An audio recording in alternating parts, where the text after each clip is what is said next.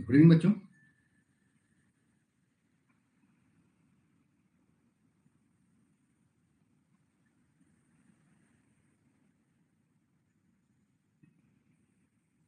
तो last class में हम सरफेस एरिया डिटरमिनेशन की बात कर रहे थे कि कैसे आप सरफेस एरिया डिटरमाइन कर सकते हैं।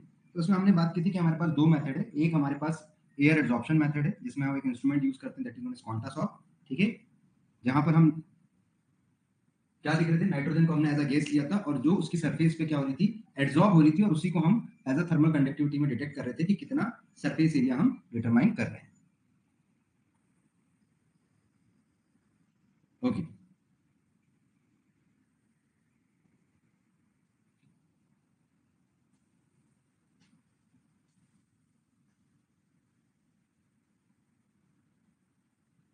आई थिंक क्लियर स्क्रीन सभी को क्लियर दिख रही है? क्लियर दिख रही है स्क्रीन? अभी क्लियर है सभी को?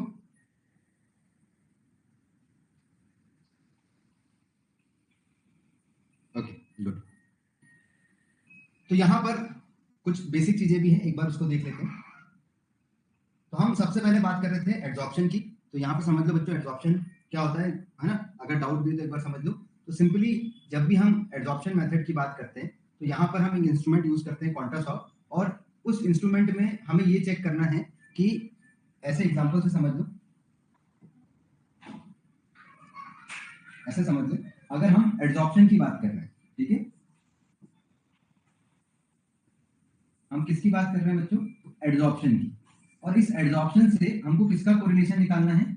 सरफेस एरिया का कोरिलेशन निकालना है, ठीक है। एड्जॉर्प्शन से किसका कोरिलेशन निकालना है? सरफेस एरिया का। तो यहाँ पर हम क्या कहते हैं कि सपोज ये एक सॉलिड बेड है, ठीक है, ये एक सॉलिड बेड है, और इस सॉलिड बेड के अंदर आपके पार्टिकल भरे हुए हैं, और जब आप इस सॉलिड बेड के अंदर किसी गैस को पास करोगे, ठीक है, क्या करोगे बच्चों? जब आप किसी गैस को यहाँ पर क्या करोगे, इंटर करोगे, तो गैस क्या करेगी?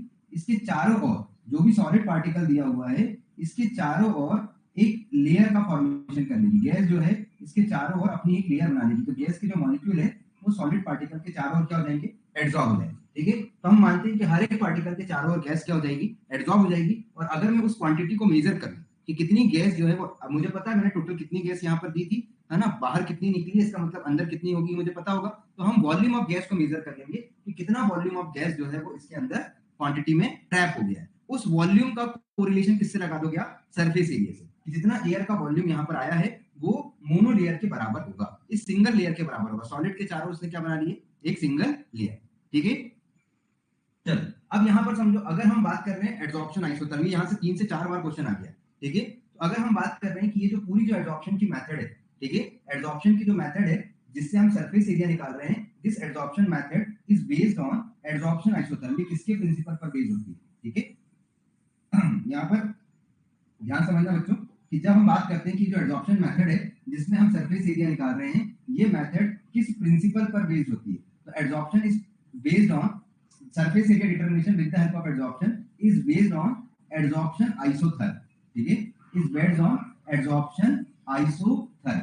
ये जो टेक्निक है ये किस पर बेस्ड होती है बच्चों? एड्सॉर्प्शन आइसोथर्म पर बेस्ड होती है, ठीक है। और हमने बात की थी कि यहाँ पर कौन सी इक्वेशन है जिससे हम एड्सॉर्प्शन आइसोथर्म को एक्सप्लेन कर सकते हैं। एक्चुअली जब आप इन डिटेल पढ़ोगे तो there is 3 kinds of adsorption isotherm, ठीक है ना। तो जो एड्सॉर्प्शन आइसोथर्म होता है, सबसे पहले तो हम क्या बात करेंगे, सरफेस एरिया दो तरीके से निकाला जा सकता है, एड्सॉर्प्शन और एयर परमेबिलिटी, ठीक है। चलो कुछ बच्चों ने अभी ज्वाइन किया, यहाँ पर ध्यान से समझ लो एक बार फिर से, ठीक है। हमें क्या निकालना है बच्चों? Surface area. यहाँ पर ध्यान से समझो, हमें क्या निकालना है? हमें क्या निकालना है? Surface area. क्या डिटरमाइन करना है बच्चों?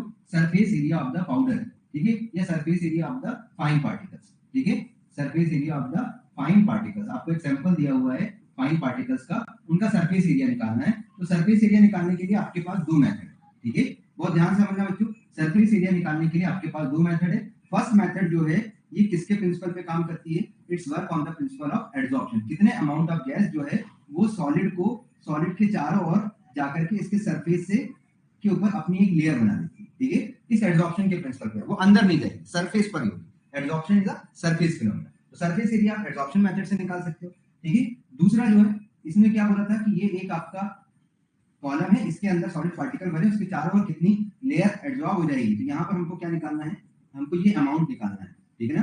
तो तो जब भी हम अमाउंट ऑफ गैस निकालेंगे बच्चों, तो हमको गैस का जो अमाउंट है वो किसमें मिलेगा, वॉल्यूम में मिलेगा, और इसी वॉल्यूम को आप कोरिलेट करके क्या डिटरमाइन करोगे, एरिया डिटरमाइन करोगे, ठीक है ना, कि कितना वॉल्यूम ऑफ एयर इसके अंदर एब्जॉर्ब हो गया। क्योंकि जब आपने गैस पास की, मान लो 100 ml थी, जब आपने 100 ml पास की, आपको नीचे 20 ml ही मिला, इसका मतलब 80 ml जो है वो इसके अंदर जो है वो पार्टिकल ने अपनी सरफेस पे एब्जॉर्ब कर लिया है। ठीक है, आप कितना भी पास कर रहे हो तो वो पास नहीं हो रही है, ठीक है, इसका मतलब है कि वो सॉलिड की सरफेस के ऊपर एब्जॉर्ब हो गई। तो आपने वो वॉल्यूम निकाला और उसका कोरिलेशन किससे निकालोगे, एरिया से करोगे। दूसरी मेथड जो है वो है एयर परमेबिलिटी मेथड, ठीक है। दूसरी मेथड कौन सी है बच्चों, एयर परमेबिलिटी मेथड। तो पहले वो समझ दो, फिर हम इसके है ना जो कॉन्सेप्ट्स हैं, थ्योरी है, उनके ऊपर जाएंगे, ठीक है। चलो, तो एयर परमेबिलिटी मेथड की जब हम बात करेंगे, तो एयर परमेबिलिटी मेथड क्या होता है कि ये यहाँ पर फिर से वही है, आपके पास ये सॉलिड बेड है। अब यहाँ पर समझो बच्चों, ये सॉलिड बेड है, इसका मतलब है मान लो सपोज ये एक पेन है, ठीक है ना, या एक ये ट्यूब है। अब इस ट्यूब के अंदर कोई भी पार्टिकल नहीं है, ठीक है। तो अभी हम कंसीडर कर लेते हैं कि दिस इज अ ट्यूब, और अभी इस ट्यूब के अंदर कोई भी पार्टिकल नहीं है। अगर मैं यहाँ से अभी 100 ml एयर को ब्लो करूंगा, ठीक है ना, तेजी से 100 ml एयर पास करूंगा, तो उसी स्पीड से यहाँ पर जो प्रेशर रहेगा, सेम प्रेशर मुझे यहाँ पर भी मिलेगा लगभग, ठीक है ना। तो जितने प्रेशर से मैं पास कर रहा हूँ, या जितनी क्वांटिटी में पास कर रहा हूँ, ठीक है, प्रेशर भी सेम आएगा, क्वांटिटी भी सेम आएगा, ठीक है। दिख रहा है सभी को, जल्दी बताओ, क्लियरली दिख रहा है सभी को, आवाज भी आ रही है क्लियर सभी को, जल्दी फास्ट रिप्लाई करो एक बार, आवाज आ रही है सभी को।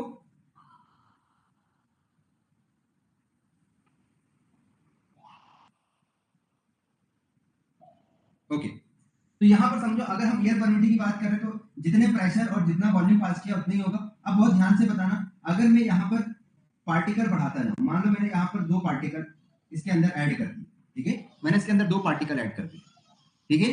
अगर मैंने इसके अंदर 2 पार्टिकल ऐड कर दिए, तो अब बताओ, अब अगर आप एयर यहाँ से प्रेशर लगा के अगर आप हवा पास कर रहे हो, तो क्या उतने ही प्रेशर से या उतनी ही क्वांटिटी में एयर बाहर निकलेगी, कम निकलेगी? अगर मैं इसके अंदर पार्टिकल भरता जाऊं, तो अभी उतनी ही एयर बाहर निकलेगी कि कम होते जाएगी? प्रेशर सेम रहेगा कि प्रेशर ड्रॉप हो जाएगा? अभी आप एक ट्यूब में एयर ब्लो कर रहे हो, अगर ट्यूब के अंदर में मटेरियल भरता जाऊंगा तो प्रेशर कम होगा कि ज्यादा होगा? अगर इसके अंदर मटेरियल भरता जाऊंगा और मैं यहाँ से एयर ब्लो कर रहा हूँ, तो प्रेशर कम होता जाएगा कि बढ़ता जाएगा? ऑब्वियसली मैं जैसे जैसे इसके अंदर पार्टिकल बढ़ाता जाऊंगा, मतलब सर्फेस एरिया बढ़ते जा रहा है, छोटे छोटे पार्टिकल से आप इसको पैक करते जा रहे हो, ठीक है। तो मैं जितना एरिया बढ़ाते जा रहा हूँ, पहले एरिया 0 था, अब मैं एरिया बढ़ाते जा रहा हूँ, जितना मैं एरिया बढ़ाते जा रहा हूँ, प्रेशर क्या होता जा रहा है, डिक्रीज होता जा रहा है, ठीक है। जितना मैं यहाँ पर सरफेस एरिया मेरा बढ़ रहा है, उतना ही प्रेशर क्या हो रहा है बच्चों, डिक्रीज होता जा रहा है, ठीक है ना। भाई जितना एरिया मेरा बढ़ रहा है, प्रेशर मेरा क्या हो रहा है, प्रेशर ड्रॉप भी बढ़ रहा है, प्रेशर डिक्रीज होता जा रहा है, ठीक है ना, मतलब प्रेशर मेरा क्या हो गया, डिक्रीज हो गया, ठीक है। पहले यहाँ पर मान लो प्रेशर की बात करते हैं तो 100 था, अब प्रेशर कितना हो गया, 10 हो गया, ठीक है। तो जो प्रेशर है वो क्या होता जा रहा है, डिक्रीज होता जा रहा है। जितना मैं एरिया बढ़ाऊंगा, इसका जो प्रेशर है उतना क्या होता जाएगा, कम हो जाएगा, ठीक है। वॉल्यूम भी कम होगा, ठीक है ना, एयर की परमेबिलिटी भी क्या होती जाएगी, कम होती जाएगी।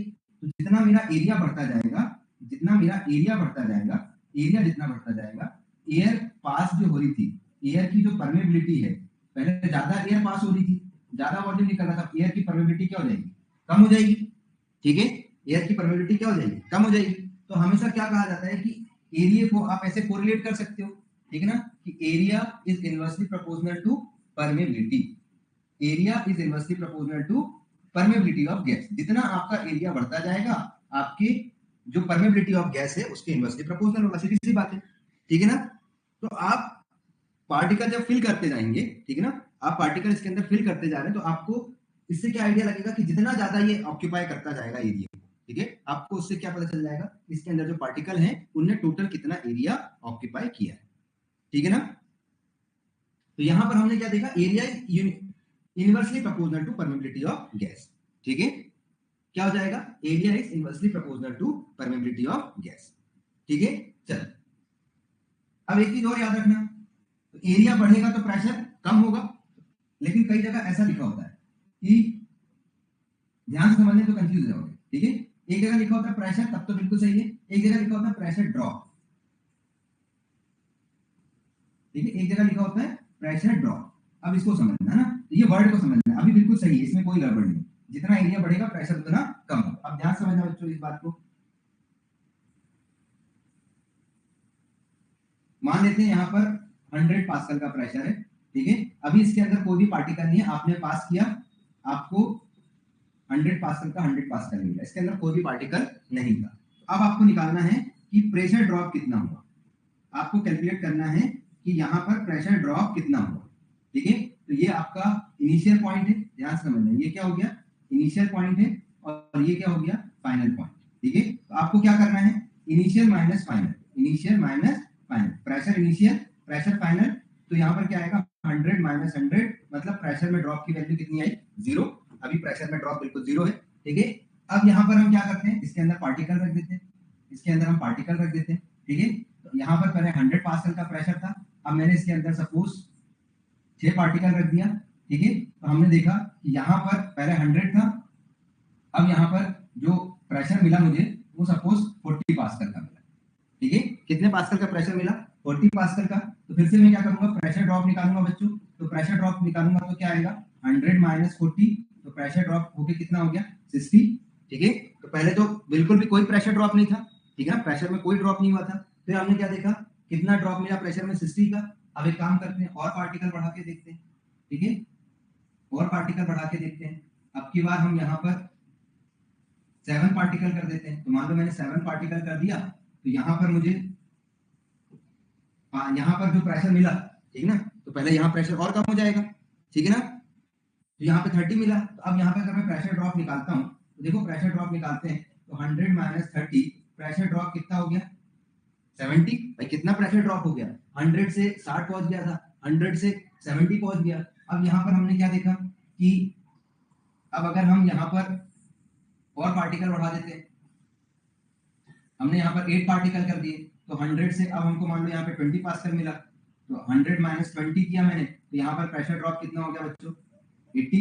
तो प्रेशर में ड्रॉप कितना हो गया। तो हम क्या देख रहे हैं, जैसे जैसे मैं पार्टिकल बढ़ाता जा रहा हूँ, ठीक है ना, तो पार्टिकल बढ़ते जा रहे हैं, मतलब वो उनका एरिया भी बढ़ता जा रहा है। तो जैसे जैसे मैं पार्टिकल बढ़ाता जा रहा हूँ, ठीक है ना, पार्टिकल में जैसे जैसे बढ़ाता जा रहा हूँ, तो प्रेशर में ड्रॉप भी बढ़ता जा रहा है। पहले 60 टाइम ड्रॉप हुआ, फिर 70 टाइम ड्रॉप हुआ, फिर 80 टाइम ड्रॉप।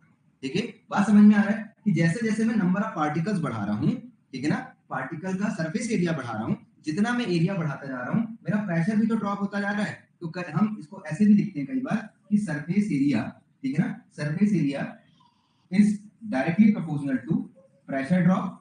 ठीक है ना, directly proportional to pressure drop, या ये भी सही था, surface area is inversely proportional to change in pressure. ठीक है ना, प्रेशर तो क्या हो रहा है, कम हो रहा है। लेकिन अगर ड्रॉप वर्ड आए तब ध्यान रखना, तो कई किताबों में प्रेशर ड्रॉप लिखा है, तो आप कंफ्यूज हो सकते हो।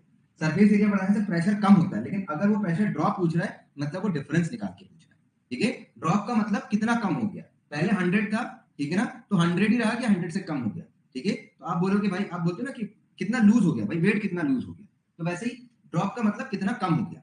तो जितना प्रेशर, जितना सरफेस एरिया बढ़ेगा, प्रेशर भी उसी प्रोपोर्शन में कम होता जाएगा। तो कई किताबों में प्रेशर ड्रॉप लिखा हुआ है, तो कंफ्यूज मत होना, वहां पर डायरेक्टली प्रोपोर्शनल रिलेशन लिखा है। कई किताबों में लिखा है कि surface area is inversely proportional to pressure, तो वो वर्ड का खेल है वहां पर। ठीक है ना, वर्ड का खेल है। प्रेशर ड्रॉप यदि लिखा है, तो आपने देखा 6 पार्टिकल थे तो 60 हुआ, 7 पार्टिकल है तो 70% ड्रॉप हो गया, 8 पार्टिकल है तो 80% ड्रॉप हो गया। तो जैसे जैसे सरफेस एरिया बढ़ रहा है, वैसे वैसे प्रेशर भी कम हो रहा है। ठीक है, तो प्रेशर ड्रॉप बढ़ रहा है, तो प्रेशर ड्रॉप तो सही है। ठीक है, लेकिन अगर सिर्फ चेंज इन प्रेशर की बात की जाएगी तो इनवर्सली प्रोपोर्शनल है, और अगर परमेबिलिटी की भी बात की जाएगी, surface area is inversely proportional to permeability. इसीलिए मैंने बता दें, अगर कई किताबों में आपको प्रेशर ड्रॉप वर्ड मिलेगा, तो ड्रॉप का मतलब वहां पर डिफरेंस है। ठीक है, बात समझ में आ गई। प्रेशर चेंज का मतलब ये है कि सरफेस एरिया बढ़ाऊंगा तो प्रेशर कम होगा, डिक्रीज होगा।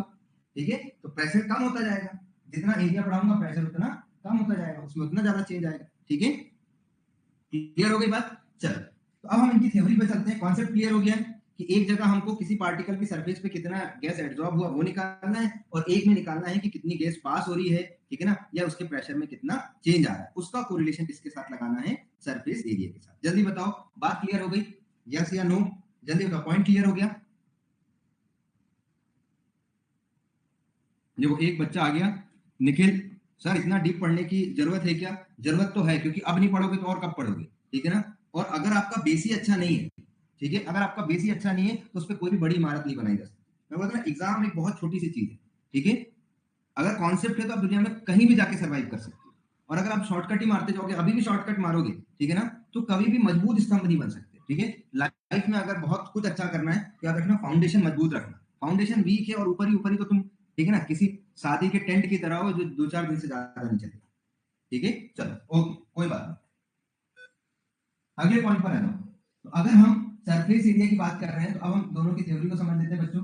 ठीक है, और देखो तुम्हारा इंटरेस्ट अब आएगा, मैं क्यों इतना डेप्थ पढ़ा रहा हूँ। ठीक है, चलो यहाँ पर देखो कितनी बार यहाँ से क्वेश्चन पूछ रहा है, एक यहाँ से भी एग्जाम में क्वेश्चन पूछा है, 2 बार यहाँ पे क्वेश्चन पूछ लिया है, 1 बार यहाँ पे क्वेश्चन पूछ लिया है, तो लगभग यहाँ से क्वेश्चन पूछे जाता है। ठीक है ना, एक इतने से टेबल से 3 से 4 बार क्वेश्चन, ये तो ये हो गया कि जिसको हमने नोट डाउन कर लिया, अदरवाइज इसके अलावा भी पूछे गए हैं, है ना, अदर एग्जाम्स में भी पूछे गए। तो ये इंपॉर्टेंट हो जाता है, अगर कहीं से क्वेश्चन बार बार आ रहे हैं तो इसका यही मतलब नहीं कि यही पूछेगा जो आपसे यहाँ पे दिया हुआ है, इसके अलावा भी क्वेश्चन आपसे पूछे जा सकते हैं जो चीज से रिलेटेड है। ठीक है ना। हाँ, सरफेस एरिया डिटरमाइन कैसे होगा, मैंने हमेशा बताया आपको कोरिलेशन करना होगा। ठीक है ना, आपको क्या करना होगा, मैं पहले दिन से समझाते आ रहा हूँ लेकिन तुम लोग चीजों को फोकस नहीं कर पा रहे हो इसलिए कंफ्यूज हो रहे हो। हर बार स्टैंडर्ड लेना होता है, हर बार स्टैंडर्ड लेना होता है। पहले आप नोन साइज डाल दोगे, ठीक है ना, आपने पहले नोन साइज डाल दिया, 10 माइक्रोमीटर के पार्टिकल डाला और फिर आपने देख लिया कि भाई परमिबिलिटी या प्रेशर कितना आ रहा है, फिर एक बार 20 माइक्रोमीटर में डाला, प्रेशर कितना आ रहा है 30। तो हर बार आप पहले स्टैंडर्ड को लोगे फिर अननोन को लोगे, चाहे कोई भी मेथड हो, आपको हमेशा क्या लेना पड़ता है, पहले स्टैंडर्ड लेना होता है, फिर स्टैंडर्ड के लिए ग्राफ बनाते हो, फिर क्या आता है आपका जो अननोन होता है वो आता है। मैंने पहले भी फर्स्ट में डायमीटर में ही सारी चीजें बता दी थी कि कैसे आप हमेशा रिलेटिव यहाँ पे निकालोगे, तो जब भी निकालोगे वो रिलेटिव ही होगा। ओके, तो हम बात कर रहे थे बच्चों सरफेस एरिया की। ठीक है, सरफेस एरिया की यदि हम बात कर रहे हैं, ठीक है, सरफेस एरिया की यदि हम बात करें तो इसमें हमारे पास सबसे पहली जो मेथड है दैट इज एडजॉर्प्शन मेथड, और ये एडजॉर्प्शन मेथड की अब हम प्रिंसिपल पे बात करने वाले हैं। ठीक है, जनरल लॉजिक पे हमने बात कर लिया। ठीक है, अब हम बात करने वाले हैं प्रिंसिपल की। तो अगर हम प्रिंसिपल की बात करते हैं तो एडजॉर्प्शन मेथड किस प्रिंसिपल पे काम करती है, it work on the principle of adsorption isotherm. ठीक है, बहुत ध्यान से समझना, ठीक है, एग्जाम के सारे क्वेश्चन है यहाँ पर। ठीक है, और ये सिर्फ फिजिकल फार्मेसी नहीं, आपकी फिजिकल केमिस्ट्री भी कवर कर देगा। तो अगर हम एडजॉर्प्शन की बात कर रहे हैं तो ये जो टेक्निक है it's work on the principle of adsorption isotherm. और एडजॉर्प्शन आइसोथर्म जो होते हैं बच्चों ये 3 टाइप के होते हैं। ठीक है, ये 3 टाइप के होते हैं। एक होता है लैंगम्यूर एडजॉर्प्शन आइसोथर्म, ठीक है, एक होता है लैंगम्यूर एडजॉर्प्शन आइसोथर्म, दूसरा जो होता है वो होता है फ्रेंडली एडजॉर्प्शन आइसोथर्म, दूसरा जो होता है वो होता है फ्रेंडली एडजॉर्प्शन आइसोथर्म, और जो तीसरा होता है ये होता है बीटी एडजॉर्प्शन आइसोथर्म। ठीक है, ये 3 टाइप के आपके पास एडजॉर्प्शन आइसोथर्म होते हैं। तो आपको पता होना चाहिए कौन कौन से एडजॉर्प्शन आइसोथर्म होते हैं। यहाँ पर हम जब बात कर रहे हैं तो कौन सा आइसोथर्म जो है हम यूज करते हैं for determination of surface area is BET adsorption isotherm. लेकिन ये आया कहां से, आया वो यहीं से। ठीक है, पहले लैंग्वेज फ्रेंडली भी था, सबसे मॉडर्न कौन सा आ गया, बीईटी आ गया। ठीक है, चलो सबसे मॉडर्न कौन सा आ गया, बीईटी आ गया। तो लैंग्वेज एडजॉर्प्शन जो है सबसे पहले ये थ्योरेटिकल प्रिंसिपल पे काम करता है। ठीक है, ये भी याद रखना, ये जो एडजॉर्प्शन आइसोथर्म है ये थ्योरेटिकल है, बाकी ये जो दोनों है बच्चों ये इंपेरिकल है। इंपेरिकल मतलब एक्सपेरिमेंटल डेटा पर जो बेस्ड होते हैं उनको हम बोलते हैं इंपेरिकल। तो कई बार ये भी क्वेश्चन हो जाता है कि कौन सी मेथड जो है वो थ्योरेटिकल मेथड है और कौन सी जो है इंपेरिकल है। ठीक है, अगले पॉइंट की हम बात करते हैं कि लैंगम्यूर एडजॉर्प्शन आइसोथर्म की जब भी हम बात करते हैं तो ये क्या बोलता है कि जब कभी भी हम एडजॉर्प्शन की बात करेंगे तो ये बोलता है कि हमेशा एडजॉर्प्शन जो है वो होमोजेनियस सरफेस के लिए बताया है। ठीक है, इन्हें क्या बोला कि सरफेस एकदम स्मूथ होनी चाहिए। ठीक है, थ्योरेटिकल है, हर चीज के लिए पहले थ्योरी बनाई जाती है। तो इन्हें क्या बोला कि कंसीडर करते हैं कि एक पार्टिकल है और पार्टिकल की जो सरफेस है वो कैसी है, होमोजेनियस है। तो सबसे पहला कंसीडरेशन इन्हें क्या कहा था कि जो एडजॉर्प्शन है, एडजॉर्प्शन कहां पर होगा, adsorption occur at the site of at the site of at the site of homogeneous particle. ठीक है ना, या होमोजेनियस सरफेस पर होगा। एडजॉर्प्शन कहां पर होगा, होमोजेनियस साइट पर होगा, at the site of at the homogeneous site at the homogeneous site. Adsorption occur at the homogeneous site या होमोजेनियस सरफेस। ठीक है, होमोजेनियस साइट पर या होमोजेनियस सरफेस पर, adsorption occur at the homogeneous site और surface. तो सबसे पहली चीज यही याद रखना, कई बार क्वेश्चन ऐसे ही पूछ लेता है कि लैंगम्यूर एडजॉर्प्शन आइसोथर्म ने पहली चीज क्या बोली है, उसने क्या बोला है कि जो भी एडजॉर्प्शन होगा वो होमोजेनियस साइट पर होगा। मतलब अगर ये एक सॉलिड पार्टिकल है तो उसकी पूरी सरफेस जो होगी वो कैसी होगी, एक जैसी होगी। लेकिन फ्रेंडली और बीटी की अगर हम बात करते हैं दोनों के लिए कॉमन चलेगा। तो ये क्या ये बोलता है कि यहाँ पर ये बोलता है कि ऐसा नहीं है कि जो पार्टिकल है वो होमोजेनियस होगा। ठीक है ना, तो यहाँ पर हम बोलते हैं कि जो एडजॉर्प्शन है ये हेटेरोजेनस साइट पर होगा। Adsorption occur at the heterogeneous surface या साइट। ठीक है, होमोजेनस नहीं होगी, ये सरफेस कैसी हो सकती है बच्चों, हेटेरोजेनस सरफेस या हेटेरोजेनस साइट हो सकती है। ठीक है, तो ये सबसे पहले ये समझना है कि लैंगमूर किसके लिए दिया गया है। Langmuir concept is given for homogeneous surface. तो अगर सरफेस होमोजेनस है मतलब यहाँ पर जैसी सरफेस है यहाँ पर भी वैसी है, यहाँ पर भी, सब जगह, तो यहाँ पर एनर्जी में कोई भी चेंज नहीं आएगा, ठीक है ना, यूनिफॉर्म एनर्जी होगी, एनर्जी में कोई भी चेंज नहीं आएगा। लेकिन अगर कहीं सरफेस जो है वो स्मूथ नहीं है तो वहां पर अगर गाड़ी चलाओगे, ठीक है, तो जो सरफेस डाउन है वहां पे तेजी से जाएगी, जो अप है वहां पे लगेगा। तो यहाँ पर जो एनर्जी है वो आपको क्या देखने के लिए मिलेगी, डिफरेंट डिफरेंट देखने के लिए मिलेगी। यहाँ पर हर एक एड्सॉर्प्शन पार्टिकल में अगर होमोजेनियस सरफेस है तो यहाँ पर एनर्जी कैसी आएगी बच्चों, एड्सॉर्प्शन में जो एनर्जी चेंज है वो कैसी होगी, हर एक पार्टिकल की एनर्जी कैसी होगी, सेम होगी, ठीक है। तो याद रखना लैंगमूर एड्सॉर्प्शन आइसोथर्म में जब भी हम एनर्जी कैलकुलेशन करते हैं एड्सॉर्प्शन के लिए तो एनर्जी की वैल्यू कैसी आएगी, सेम आएगी, ठीक है। लेकिन जब भी हम हेट्रोजेनस सरफेस की बात करेंगे, किसकी बात करेंगे बच्चों, हेट्रोजेनस सरफेस की बात करेंगे, तो यहाँ पर जो एनर्जी ऑफ एड्सॉर्प्शन है इसकी जो वैल्यू है वो कभी भी सेम नहीं आएगी, ये वैल्यू कैसी आएगी, डिफरेंट आएगी, ठीक है। यहाँ पर जो वैल्यू आएगी वो कैसी आएगी, डिफरेंट आएगी। क्लियर दिख रहा है सभी को, एक बार देखो फिर आगे बढ़ेंगे, चेक करो भाई दिख रहा है सभी को।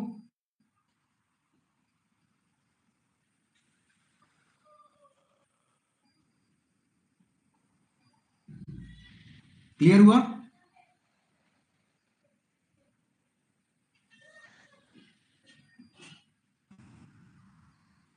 क्या प्रॉब्लम हो गई भाई,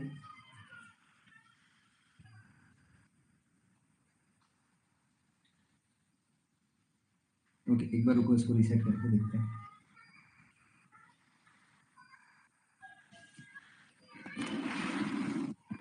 हो गई, क्लियर हुई स्क्रीन,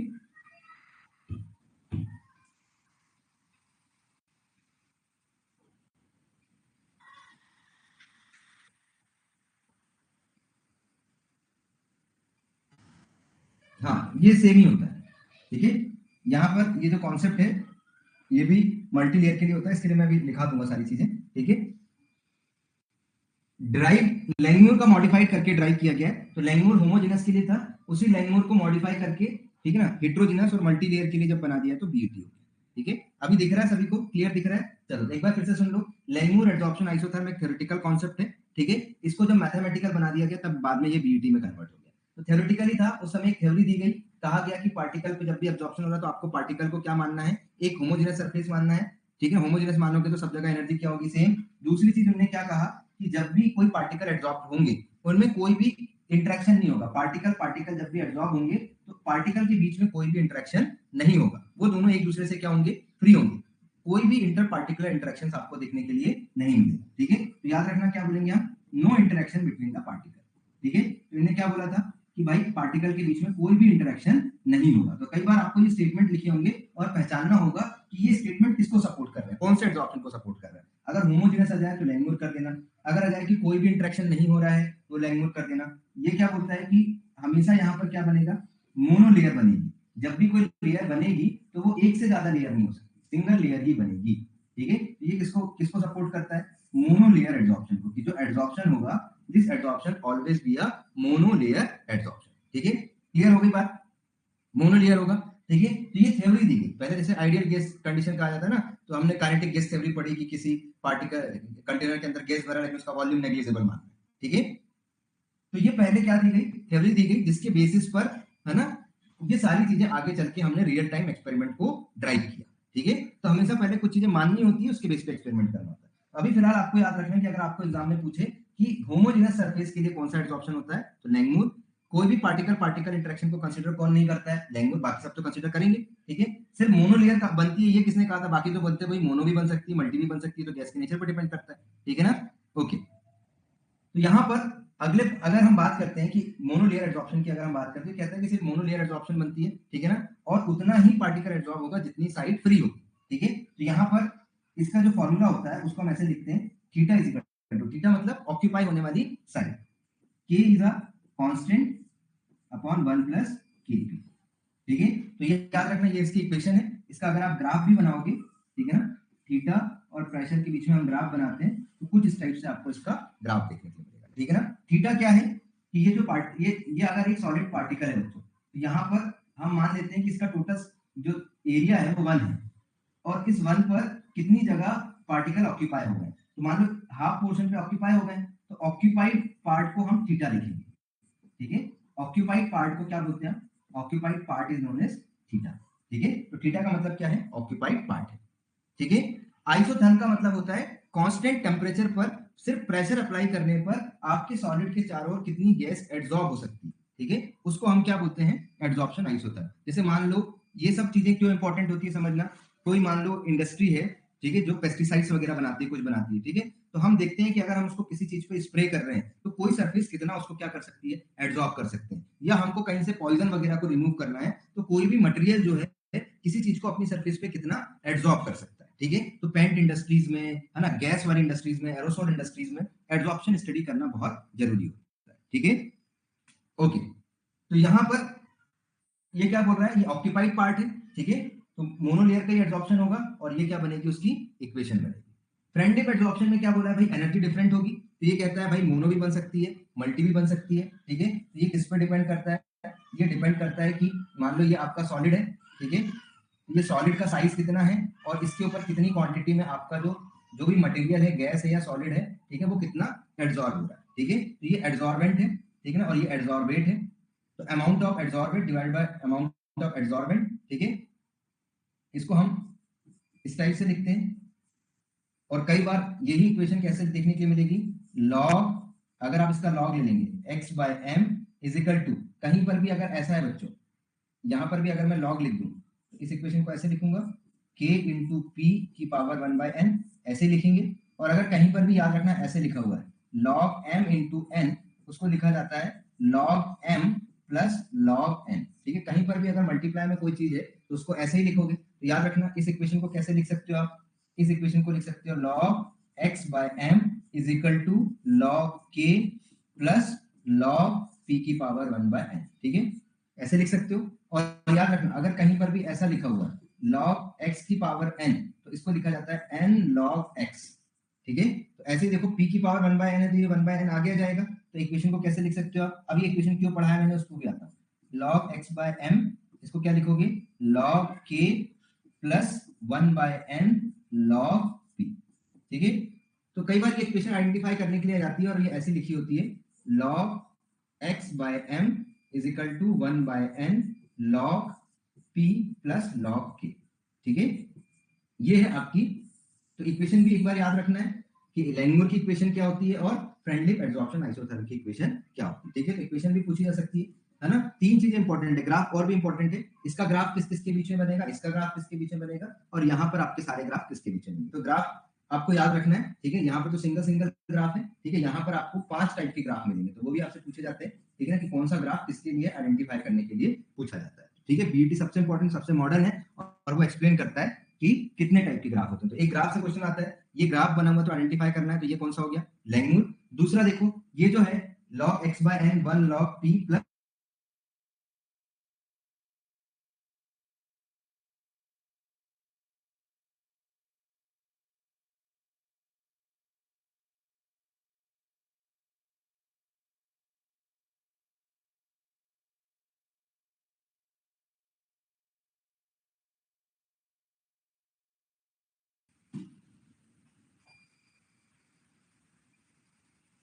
तो मैं बता रहा था बच्चों आप ग्राफ कैसे पहचानोगे।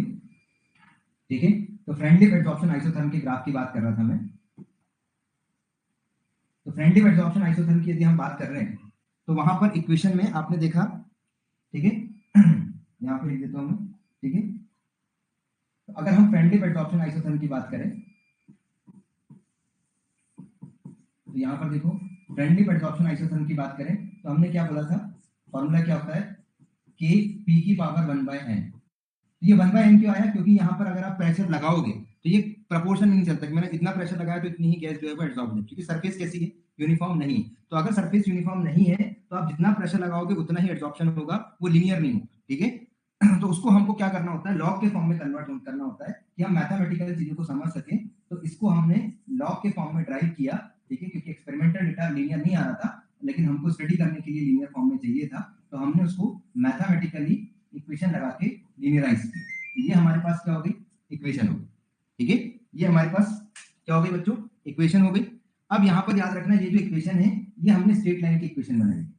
y is equal to mx plus c, मैंने पहले ही बताया था स्ट्रेट लाइन की इक्वेशन है y जो है वो y एक्सिस होता है, x जो है वो क्या होता है x एक्सिस होता है। तो y एक्सिस पे क्या लिखोगे आप log x by m, ठीक है।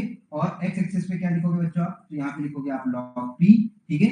और अब यहाँ पर तुम देख रहे हो कोई इंटरसेप्ट है, अगर इंटरसेप्ट है मतलब ये जीरो से स्टार्ट नहीं हो सकता, ये थोड़ा ऊपर से स्टार्ट होगा। ये जो वैल्यू होगी ये क्या होगी, इंटरसेप्ट होगी log k, और इस लाइन का जो हम स्लोप निकालेंगे ये स्लोप क्या होगा 1/n, ठीक है 1/n। तो इस n को निकालने के लिए आप एक एक्सपेरिमेंट करोगे बच्चों। आप क्या करोगे, हर एक प्रेशर पे आपके पास एक सॉलिड का बेड है, एक कंटेनर है। एक्सपेरिमेंट कैसे करोगे, ठीक है ना, इसके अंदर सॉलिड के पार्टिकल भरे हुए हैं, आप ऊपर से प्रेशर लगाओगे, ठीक है ना, हाई प्रेशर में गैस पास करोगे। तो आप हर टाइम क्या कर रहे हो, प्रेशर चेंज कर रहे हो और देख रहे हो कितना इस अमाउंट ऑफ एब्जॉर्बेंट में, ये यहाँ पे जो भी आपने पाउडर भरा है इतने पाउडर में कितनी क्वांटिटी में गैस जो है एब्जॉर्ब हो जाएगी। पहले कम प्रेशर पे दिया, फिर थोड़ा और बढ़ाया, थोड़ा और बढ़ाया, तो आप प्रेशर बढ़ाते जा रहे हो और अमाउंट को चेक करते जा रहे हो। फिर आप क्या कर रहे हो, ये आपके पास जो लाइन आएगी उससे आप कैलकुलेट कर लोगे कितनी गैस एब्जॉर्ब हुई। तो ये हो गया आपका फ्रेंडली एब्जॉर्प्शन आइसोथर्म, जो कि अगर ग्राफ की बात करोगे तो ग्राफ किस किस के बीच में मिलेगा, log x by m और log p के बीच में, ठीक है। x जो है ये क्या हो गया, x की अगर हम बात करते हैं तो जो भी आपके सरफेस पर जो एब्जॉर्ब होगा, चाहे वो गैस हो चाहे वो सॉलिड हो, ठीक है। तो ये एब्जॉर्ब की बात करते हैं, ठीक है ना। और ये जो बॉडी है जो एब्जॉर्बेंट है, ठीक है ना, वो उसका वेट क्या होगा m, ठीक है। तो कंफ्यूज नहीं होना, जो मटेरियल हम सरफेस पे एब्जॉर्ब कराना चाहते हैं इसको हम एब्जॉर्बेंट बोलते हैं, वो x है। और जो आपकी बॉडी सरफेस है, मान लो आप फेस पाउडर लगा रहे हो तो आपका जो पाउडर है वो x है और आपका जो गाल है वो m, ठीक है। ओके, स्लोप इज 1/n, ठीक है ना। तो आपको इसी से आइडिया लगेगा कि जब जो n की वैल्यू आएगी, ठीक है ना, 1/n की जो वैल्यू आएगी आपको इसी से आइडिया लगेगा कि कितने प्रेशर पे, क्योंकि अगर मान लो 10 प्रेशर लगाया तो 10% एब्जॉर्प्शन होगा, ऐसा नहीं हो सकता, 9 भी आ जा सकता है, 11 भी आ जाए, ठीक है। तो वो आपको 1/n से आइडिया लग जाएगा। ओके, अगले पॉइंट पर चलते हैं, बीईटी, जो कि सबसे इंपॉर्टेंट है, ठीक है। बीईटी की अगर हम बात करते हैं, बीईटी एब्जॉर्प्शन आइसोथर्म, तो यहाँ पर अगर आप देखोगे बच्चों तो याद रखना आपको 5 टाइप के एब्जॉर्प्शन आइसोथर्म देखने के लिए, ठीक है। ये कई बार पूछता है कि कौन सा एब्जॉर्प्शन आइसोथर्म किसके लिए। तो याद रखना फर्स्ट 3 जो है, ठीक है, ये पहले जो 3 है ये नॉन पोरस मटेरियल के लिए होते हैं, मतलब आपका मटेरियल में कोई भी पोरोसिटी नहीं है, नॉन पोरस मटेरियल के लिए, ठीक है। तो non porous kind of material यदि है आपका, ठीक है, नॉन पोरस मटेरियल है तो फिर आप इसको यूज करें। और अगर आपका पोरस मटेरियल है, पोरस काइंड ऑफ मटेरियल, अगर पोरस काइंड ऑफ मटेरियल है तो फोर्थ और फिफ्थ यूज करेंगे, और अगर नॉन पोरस मटेरियल है तो आप फर्स्ट से 3 यूज करेंगे, ठीक है। पहली चीज तो ये याद रखें।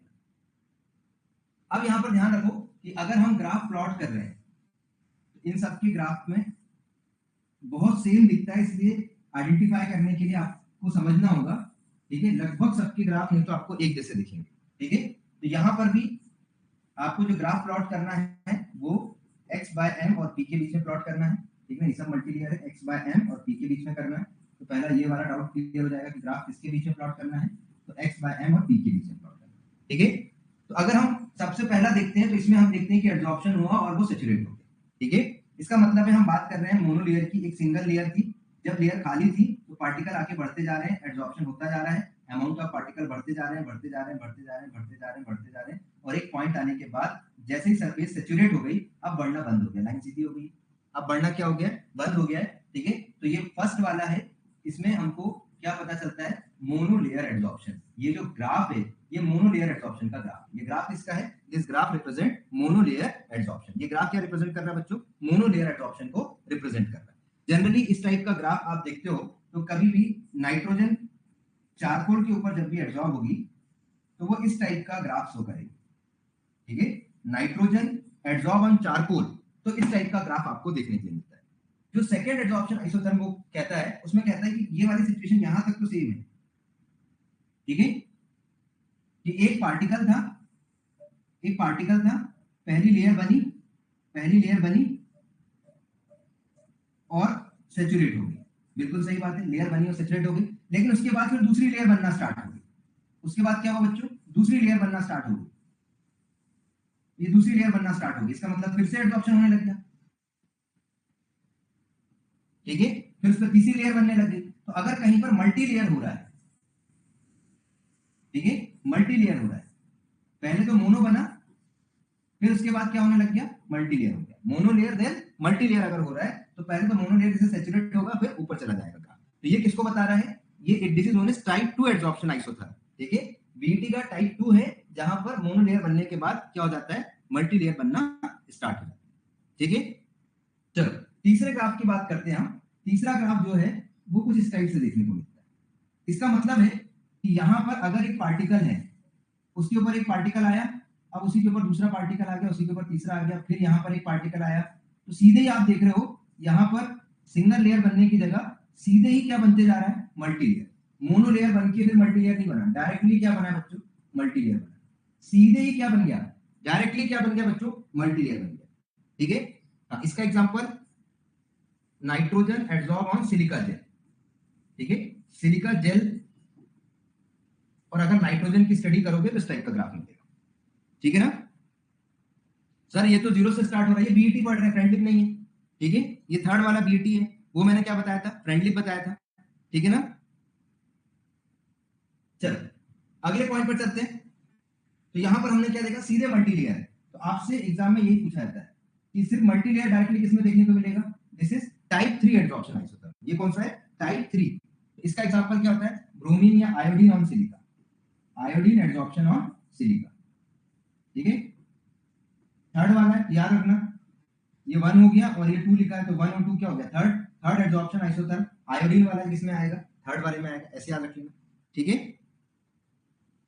आयरन में भी होता है। ठीक है, आयरन में भी आपको देखने के लिए मिलता है, सिलिका के अलावा आयरन भी हो सकता है। चलो अगले पॉइंट पर चलते हैं। टाइप 2 में आयरन भी मिल सकता है, नाइट्रोजन और आयरन भी मिल सकता है। ठीक है, आयरन भी लिख लो, आयरन में भी देखने के लिए, सिलिका में भी मिलता है, आयरन में भी मिलता है। ओके, अगले पॉइंट पर चलते हैं। टाइप 4 एडसॉर्प्शन यदि आइसोथर्म की यदि हम बात करते हैं, तो टाइप 4 वाला क्या होगा, इस टाइप 2 से ड्राइव होकर के आएगा, याद रखना। टाइप 4 किससे आता है बच्चों, 2 से आता है, और ये जो 3 वाला है इससे क्या बनेगा, 5 वाला बनेगा। ठीक ना, बस ये नॉन पोरस थे, इससे क्या हो जाएगा, ये पोरस हो जाएगा। तो जो भी आपका मल्टी लेयर वाला था, इस सेकंड वाले को एज इट इज आपको यूज करना है, और क्या बना देना है, फोर्थ वाला बना देना, फिफ्थ वाला। तो पहले ये जैसे दिख रहे हैं आप वैसा बना दो। पहले आप क्या करो, अगर हमको तो एक सिंपल बना दो, जो आपके पास पहला था ये सैचुरेट हुआ, फिर मल्टी लेयर बन गई, और फिर वो मल्टी लेयर भी क्या हो गई, सैचुरेट हो गई। ठीक है, मोनो लेयर बनी, सैचुरेट हुई, मल्टी लेयर बनी, सैचुरेट हो गई। ठीक है, तो अगर आपने इस टाइप से बना दिया, इसका मतलब है कि आप क्या करो, कोई पोरस मटेरियल ले लो। एग्जांपल के लिए मान लेता हूं ये एक पोरस मटेरियल है, तो आप देख रहे हो इसके पास क्या है बच्चों, यहां पर सरफेस स्मूथ नहीं है, हेट्रोजेनस सरफेस है। तो यहां पर हमने क्या देखा कि जो सॉलिड के पार्टिकल है इनने लेयर बना दी, सॉलिड के पार्टिकल ने क्या बना दी, एक लेयर बना दी, एक सिंगल लेयर बना दी। अब ये सिंगल लेयर तो बना ली, ठीक है, ये सिंगल लेयर बना ली और सैचुरेट हो गए, तो सिंगल लेयर बनी और सैचुरेट हो गए। इसके बाद जैसे ही लेयर इनके ऊपर आती है, जो नीचे वाले पार्टिकल को पुश कर देती है, ये पार्टिकल नीचे की तरफ आने लगते हैं। अब क्या होने लगा, मल्टी लेयर बनने लगी। ठीक है, लेकिन ये मल्टी लेयर हमेशा लगातार नहीं बनेगी वहां जैसे, क्योंकि ये पोरस की तरफ जा रही है, तो एक पॉइंट के बाद आके सैचुरेट हो जाएगी, एक पॉइंट पर आके क्या हो जाएगी, सैचुरेट हो जाएगी।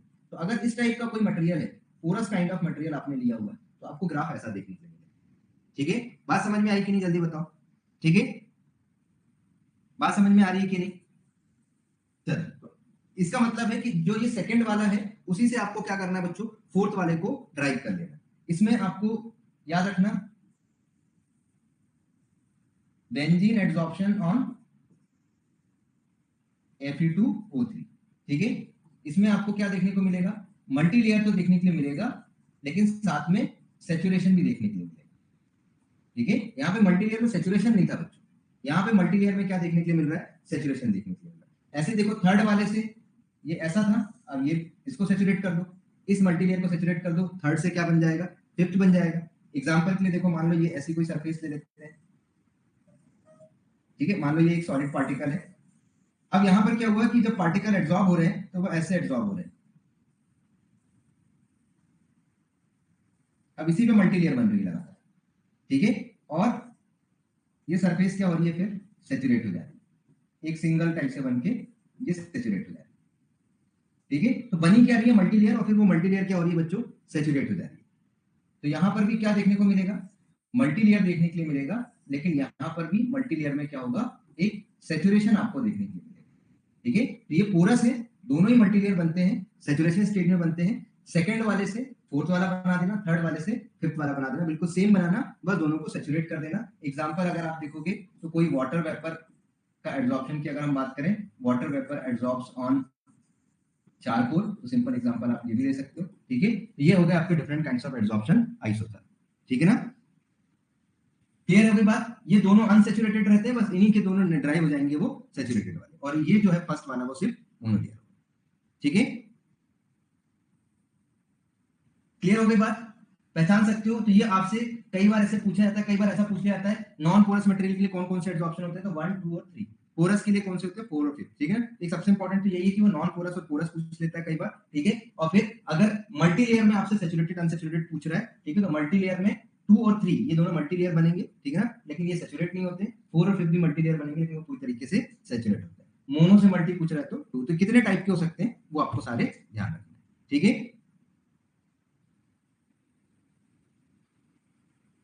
ठीक है। बीटीज, ब्रूनर, इमिट, ट्रेलर, ये 3 साइंटिस्ट थे, इन तीनों के नाम को मिलाकर के बना दिया गया ब्रूनर, इमिट, ट्रेलर। क्लियर है बात। तो ये आपको याद रखना है कौन कौन से different kinds of adsorption isotherm होते हैं। तो हमने देखा लैंगमुर था, फ्रेंडलिप था और बीईटी था, ये 3 टाइप के हैं। ठीक है, चलो बाकी फिर नेक्स्ट क्लास में एक न्यूमेरिकल आया था फिशर सब्स्टिट्यूट साइजर इक्वेशन से। ठीक है, जो इंस्ट्रूमेंट था, सॉरी कोजनी कार्मेन इक्वेशन से, कोजनी कार्मेन इक्वेशन से न्यूमेरिकल आया था। न्यूमेरिकल नहीं था एक्चुअली, वो एक कॉन्सेप्ट था, वो मैं नेक्स्ट क्लास में सिखाऊंगा। ठीक है ना, हाँ यहाँ पर ये ब्रोमीन और आयोडीन, ब्रोमीन भी हो सकता है, ब्रोमीन और आयोडीन एड्सॉर्प्शन सिलिका। ठीक है, ओके। तो नेक्स्ट क्लास में अपन इससे कुछ क्वेश्चन भी सॉल्व कर लेंगे। ठीक है, यहाँ से क्वेश्चन आए हैं, है ना, एक दो ट्रिकी टाइप के क्वेश्चन है, अगर आप फंडामेंटल होगा तभी आप वो अप्लाई कर सकते हैं। ठीक है, चलो कुछ स्पेशली ऐसे क्वेश्चंस गेट लाइफ साइंस वगैरह में आते हैं, लेकिन पता नहीं अपने में भी पूछे गए, तो इसलिए मैंने एक बार सारा पढ़ा दिया कि अगर कभी आपसे पूछता है। और इवन ये भी फायदा, बहुत सारे बच्चे गेट लाइफ साइंस का भी पेपर देते हैं, तो अगर आप वो भी पेपर दे रहे हो तो आपने जो पढ़ा है वो मोर देन इनफ है, आपके काम में आ जाएगा। ठीक है,